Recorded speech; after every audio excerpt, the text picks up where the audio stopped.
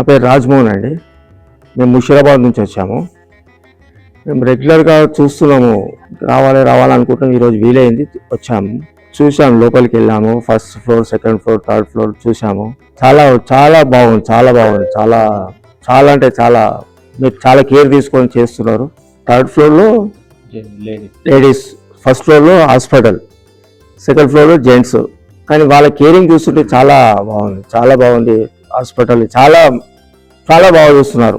చాలా నీట్గా ఉంది, ఎవ్రీథింగ్ మంచిగా చాలా మెయింటైన్ చేస్తున్నారు. చాలా మాకు హ్యాపీ అనిపించింది ఇక్కడ వచ్చినాం. అమ్మా నాన్న అనాథాశ్రమంలో జీవిస్తున్న నా అంటూ ఎవరూ లేని 600 మంది అన్నదానానికి సహకరించి పుణ్యం కట్టుకోండి. వారి నిత్యాన్నదానం నిమిత్తం బియ్యం, పప్పు, కూరగాయలు వంటి కిరాణా సామాగ్రిని అందించి మానవత్వం చాటండి. మీ ఇంట జరిగే పుట్టినరోజులు, పెళ్లి రోజులు, పెద్దల వర్ధంతి కార్యక్రమాల వేళ ఈ అభాగ్యులకు శక్తి మేర అన్నదానం చేసి ఆయురారోగ్య అష్టైశ్వర్యాలతో జీవించండి.